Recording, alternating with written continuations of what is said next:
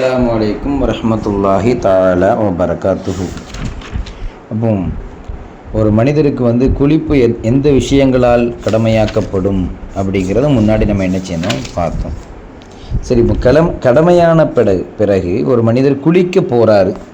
இந்த குளிக்கிற நேரத்தில் எத்தனை விஷயங்களை ரொம்ப கவனம் செலுத்தணும், குளிப்பினுடைய ஃபரதுகள் எத்தனை விஷயங்கள் அப்படின்னா, ரொம்ப சுருக்கமாக ரெண்டு விஷயங்கள் தான் குளிப்பினுடைய கடமைகள். 2 விஷயத்தை கவனிக்கணும். ஒன்று, நீயத்து வைக்கணும். நான் ஜனாபத்தை நீக்குவதற்காக நியத்து செய்கிறேன், ஹதஸை நீக்குவதற்காக நியத்து செய்கிறேன், குளிப்பை அதா செய்வதற்காக நியத்து செய்கிறேன், ஏதாவது ஒரு விதத்தில் அசுத்தத்தை நீக்குவதற்காக ஏதாவது ஒரு நியத்து. நம்ம அசுத்தத்தை நீக்குவதற்காக, ஏன்னா அந்த ஜனாபத்தை நீக்கிறோம்ல, பெருந்தொடக்க நீக்கிறதுக்காண்டி குளிக்கிறோம் அப்படின்னு நியத்து வச்சுக்கணும். 2வது, தாமீமுல் பதனி பில்மா, தண்ணீர் உடம்பில் முழுக்க அதை அடைய வளைந்து கொள்வது. எல்லா இடத்துலையும் தண்ணீர் என்ன செய்திருக்கணும், தண்ணீர் பட்டிருக்கணும் உடலில். அவ்வளோதான் 2 ஃபரதுகள்.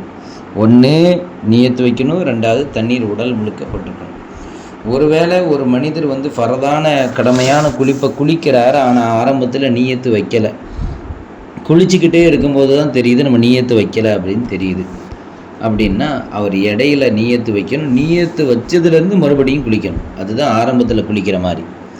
நீயத்து வைப்பதற்கு முன்பாக 10 தடவை தலை முழுக்க நனைஞ்சிருந்தாலும் பரவாயில்ல தான், அது குளிக்காத மாதிரி தான் கணக்கு. நீயத்து வைத்த பிறகு குளித்த கணக்கில் எடுத்து கொள்ளப்படும் அப்படிங்கிறத நம்ம தெரிஞ்சுக்கணும். இந்த மாதிரி குளிக்கும்போது கடமையான குளிப்புகளில் எல்லா இடத்துலையும் தண்ணீர் பட்டிருக்கா, நகத்தை கவனிக்கணும்.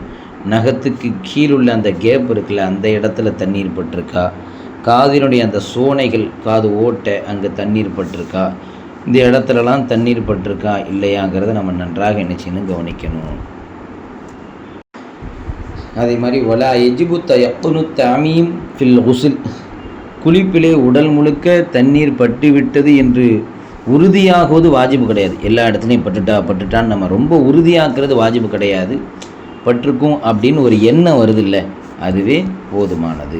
இவ்வளோ நேரம் குளிச்சிருக்கோம், தண்ணி எல்லா இடத்துலையும் பட்டிருக்க வாய்ப்பு உண்டு, நல்லா தேய்ச்சிருக்கோம் அப்படிங்கிற ஒரு எண்ணம் நமக்கு வந்தால் அதுவே போதுமானது.